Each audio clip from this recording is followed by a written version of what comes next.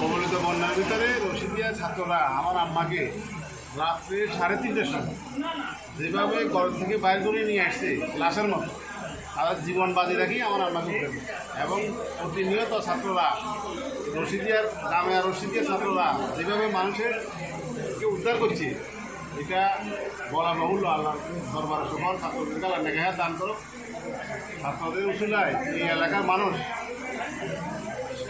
খানা কষ্ট করো না, বিনা কষ্ট করো না, ছাত্ররা প্রতিনিয়ত কি তাদেরকে সহযোগিতা যতটুকু সম্ভব হয়েছে ততটুকু সহযোগিতা করছে।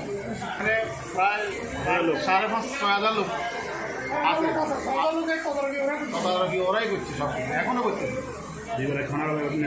খানা করছে এবং শিক্ষা পাচ্ছে যে পানি হইতে সব কিছু, টয়লেট হইতে কোনো কিছু তাদের কোনো কি রাখে না, অভাব রাখে না। ওষুধপত্রটা এটা তো রেগুলার, তারপর কাশি হইতে যত সমস্যা ওষুধপত্র সব কিছু সরবরাহ করছে ছাত্ররা। আর মানুষের কর্তৃপক্ষ থেকে এগুলো করছে যে অসুস্থ রোগীর বেশি হলে অসুস্থ রোগীদের তদারকি সবসময় সারাক্ষণ ছিল। সবাই সর্বদাই জরুরি বিভাগ চালু ছিল। আর যারা অসুস্থ রোগী ছিল তাদেরকে হেলিকপ্টার করে নেওয়ার প্রসিডিং ছিল।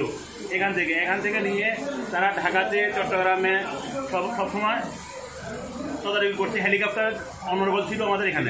আমরা রাজনীতি করার সহযোগিতা পাইনি, আর এখানে তো কোনো এক্সপার্ট তো হচ্ছে যা আছে সব তো বিলি করে দিতে হয়েছে। আর এখানে যারা মাদ্রাসার তহবিলে তারা আসতেছে সম্পূর্ণ এলাকাবাসীদেরকে তাদেরকে করতেছে, বিলি করে দিতেছে এবং যাদের বাড়িতে পানি উঠছে তাদেরকে তাদের উপরে দিয়ে এসতেছে, সব দিকে দিয়ে এসতেছে। স্পিড বোট দিয়ে 70% গেছে। সবাই বাড়ি ভোট করছি, সবাই যাদের একটু সমস্যা তাদেরকে এখানে নিয়ে এসে, যারা থাকার মতো ব্যবস্থা তাদেরকে সেখানে খানা দিয়ে এসে